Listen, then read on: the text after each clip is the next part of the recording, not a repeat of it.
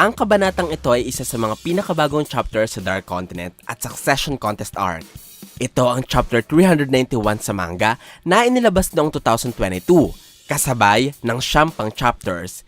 Tiyak na magugustuhan nyo ang kabanatang ito dahil magtatagisan na sa paggamit ng nenang Shio family at ang kalaban nilang grupo na Haley family. Hindi na ako magpapaligoy-ligoy pa. Tara na, let's go! Nagpatuloy ang kabanata sa eksena kung saan natapos ang chapter 51. Makikita natin na nagtatakbuhan ng mga tao dahil sa biglang pagsabog ng ulo ng dalawang sundalo. Iniisip nilang nabaril ng dalawa ang isa't isa. Pero, ang katotohanan ay pinaslang sila ng nenability ni Hinray. Ipinakita muli ang mga miyembro ng Shio family na hindi umalis sa Tier 3. Sinabi ni Zakuro na ipagpapatuloy nila Lynch ang paghahanap kay Hisoka. Sumang-ayon dito si Hinray. Sinabi ng underboss na hihiwalay siya sa dalawa dahil hahanapin niya ang mga miyembro ng Haley family. Kaya pinaalalahanan niya sila Lynch na kontakin muna siya bago gumawa ng kahit na ano kapag nakita nila si Hisoka. Hindi alam ng Shio family ang hitsura ni Hisoka, pero pamilyar sila sa taas ng Hunter, kaya hinahanap nila Lynch at Zakuro ang kahit na sinong may 190 cm na height. Ginamit ni Zakuro ang kanyang abilidad na Bloody Mary upang makapaglabas ng dugo sa sugat niya sa kanyang leeg at pagkapangin ito sa pader para mahanap si Hisoka.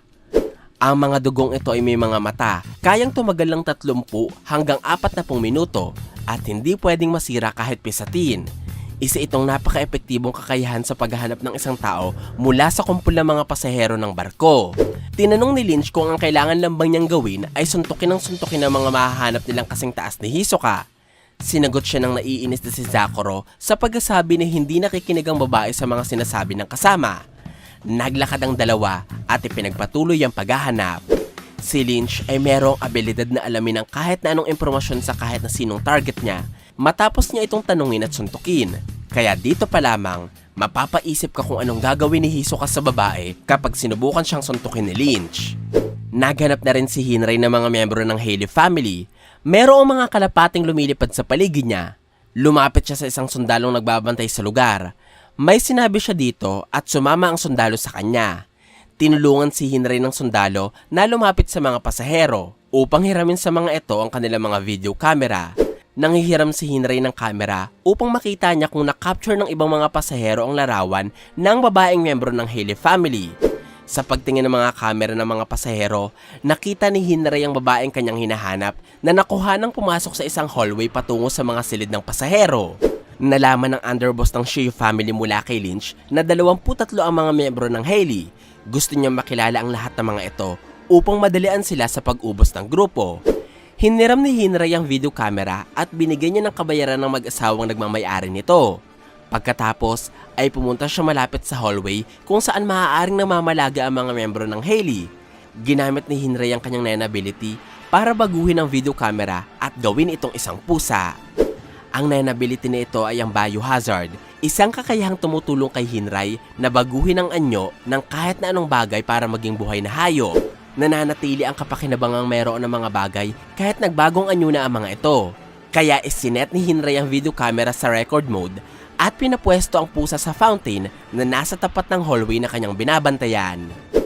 Sobrang talino at malikhain ni Hinray sa paggamit ng kanyang nenability, kaya isa siya sa mga bagong karakter na talagang sinusubaybayan ng marami sa mga latest chapters ng Hunter x Hunter. Inisip ni Hinray kung ano ang pinaplano at layunin ng Haley family.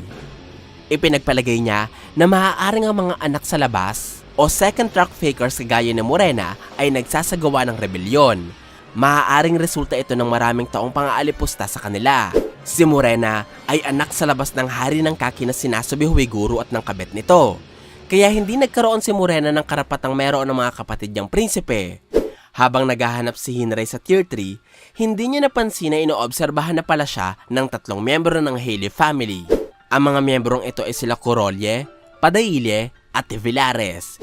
Sinabi ni Tevilares na parang minamaliit sila ni Hinray sapagkat hindi man lamang ito nagsama ng tauhan sa paghahanap sa kanila. Kaya, sigurado ang lalaki na walang laban si Hinray sa kanilang 3. Napansin naman ni Corolye na gumagamit si Hinray ng N, kaya mararamdaman agad nito ang kahit na sinong nasa 5 metrong distansya mula sa kanya. Hindi lahat ng mga NAN users ay eksperto sa paggamit ng N. Meron ding iba sa kanila na marunong ang gumamit ng prinsipyong ito pero hindi kayang palawakin ng 5 metro ang distansya. Dito pa lamang, mapapagtantunan natin na ekspertong NAN user si Hinray. Sinabi ni Padaile na aatakihin na niya si Hinray para siya ang makapatay dito. Naalala ni Tevillares na kapag nakapas lang sila ng isang NAN user, magkakaroon sila agad ng 10 puntos. Ang puntos na tinutukoy ni Tevillares ay konektado sa NAN ability ni Morena. Ang kung sino mang miyembro ng Haley ang makakapatay ng tao, magkakaroon sila ng puntos kaakibat ng mas malaking aura at mas malakas na output. Kapag pangkaraniwang tao ang napaslang nila, makakakuha sila ng 1 puntos, kapag NAN user naman ay 10, at kapag prinsipe ng Kakin, makakakuha sila ng 50 puntos.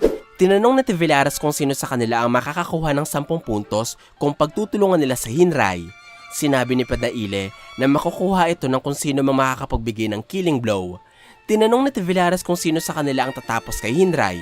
Sinagot siya ni Padaile sa pagkasabi na wala siyang pakailam. Sabay takbo patungo kay Hinray.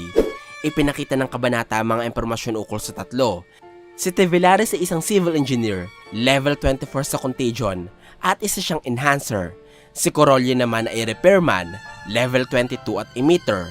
Ang huli ay si Padaile, demolition worker, level 29 sa Contagion at isang conjurer. Habang tumatakbo pasugod kay Hinray, sinabi ni Padaile na ginusto niyang isilang muli bilang isang armas sapagkat nais niyang maramdaman ng balat, dugo at laman ng kanyang mga biktima habang pinapaslang niya ang mga ito. Ang kahilingang ito ni Padaile ay dininig ni Morena sa pagbibigay sa kanya ng NAN ability kaya papatay siya para sa kanyang boss. Ang contagion ni Morena ay nag-uumpisang gumana matapos niyang halikan at bigyan ng laway ang kanyang mga tauhan. Magkakaroon ng NAN ability ang kahit na sinong na-infect ng contagion sa oras na makarating sila ng level 20. Ginamit ni Padaile ang kanyang NAN ability na may pangalang Fistful of Weapons at sa tulong nito, nabago niya ang kanyang kamay para maging martilyo. Ang mga conjurer ay kadalasang ang mga klase ng NAN user na eksperto sa pagbabagong anyo ng kanilang katawan. Halimbawa dyan ang butler ng Zoldyck na si Chubone. Sinugod ni Padaile si Hinray mula sa likuran. Susubukan niyang hampasin ng martilyo niyang kamay ang ulo nito. Ngunit nabigo siya nang biglang nagbagong anyo ang paa ng isang kalapate na lumilipad sa paligid ni Hinray at bumalik sa pagiging posas upang igapos ang kamay ni Padaile. Si Hinray ay isang conjurer katulad ni Padaile. Kadalasan, ang mga conjurer ay may kakayahang utusan ng mga bagay na nalilikha nila. Halimbawa dyan si Blinky na pagmamay-ari ni Shizuku. Nilait ni Hinray ang abilidad ni Padaile sapagkat hindi malaman ng underboss kung ano ang silbi ng kakayahan ng kalaban. Pagkatapos nito ay lumipad ang kalapateng gumapo sa kanang kamay ni Padaile at nagtungo sa kaliwa nito para tuluyang posasan ng lalaki.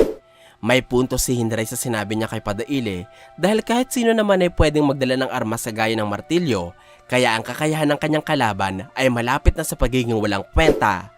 Natigilan sa paglapit ng mga kasama ni Padaile na sila Tevillares at Corolli.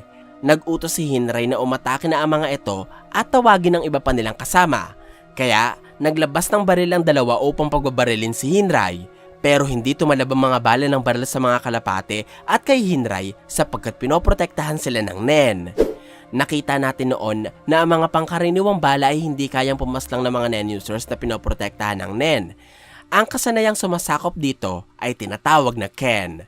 Habang nakatuon ang pansin ni Hinray kanila Tevillares, binago muli ni Padaile ang kanyang kamay upang maging drill kaya nagawa niya ring maalis ang kanang braso mula sa posas at maatake muli si Hinray. Napansin ng underboss ang paglapit ni Padaile kaya hinarangan niya ang drill ng kalaban sa pamamagitan ng kanyang palad. Nagresulta sa pagkabutas ng kanyang kamay. Makikita ang pagkakaiba ng mga balang tumama kay Hinray kumpara sa drill na kamay ni Padaile. Nasugatan si Hinray sa pag-atake sapagkat gawa din sa NEN ang armas ng kanyang kalaban. Napagtanto ng underboss ng Shia family na kayang baguhin ni Padaile ang kanyang kamay patungo sa iba't ibang sandata, kaya sinipa niya ito palayo at para masiguradong hindi na ito makakagalaw, ginamit muli ni Hinray ang kanyang mga kalapate, pinusasan ng binti ni Padaile at ikinonekta ito sa posas sa kaliwa nitong kamay. Sa sobrang galing ni Hinray sa paggamit ng kanyang biohazard, naaalala ko tuloy ang gold experience ni Giorno Giovanna sa JoJo Bizarre Adventure. Tinanong ni Hinray si Padaile kung ano ang gagawin nito sapagkat mukhang hindi na ito makagalaw at hindi na siya matutulungan ng kanyang mga kasama. Nagalit si Padaile. Sinabi niyang hindi siya mapipigilan ng posas kaya binago niya muli ang kanyang kanang kamay para maging palakol at sinubukang pakawalan ng kanyang sarili. Mas magiging maganda siguro ang kakayahan ni Padaile kung buong katawan at hindi lamang kamay niya ang kaya niyang gawing armas. Pero maaaring dahil halos isang linggo pa lamang niya nakukuha ang abilidad na ito, hindi pa siya ganun kagaling sa paggamit ng kakayahan. Hindi pumayag si Hinray na magawa ni Padaile ang pinaplano, kaya agad siyang pumwesto sa likod ni Padaile, hinawakan ng kamay na palakol nito at ginamit para ibaon sa sariling ulo ng kalaban. Sinabi ni Hinray na maswerte si Padaile dahil mararamdaman niya ng sabay ang mapatay at pumatay. Walang nagawa si Padaile at dito natapos ang kanyang buhay. Sa kamatayan ni Padaile, 22 miyembro na lamang ang natitira sa Haley family. Kasama dito ang pinuno nilang si Morena. Sinamantala nila Tevillares at Corolle ang pagdumog ng maraming tao para tumakas. Sinabi ni Tevillares na ayaw nilang mahuli at mabisto ang kanilang pinagtataguan matapos torturein. Kaya tatakas muna sila at tatanungin si Morena sa mga susunod nilang hakbang.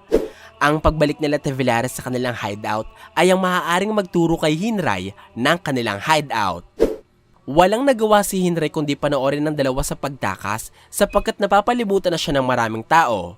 Sinabi niya na hindi siya pwedeng manatili sa lugar kaya binulong niya sa kanyang sarili na umaasa siya kay Misha.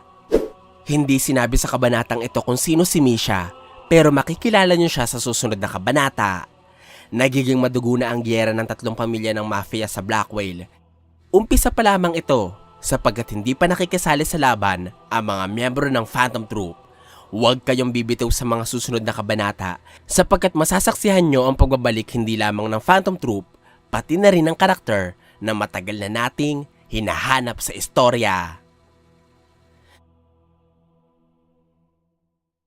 Shoutout muna kanila, Jonathan Lozada, Romel Sampilo, Alvin Tapia, pati na rin kanila Ian Carlo Diaz, Erish Adam, Engineer Jess Castro.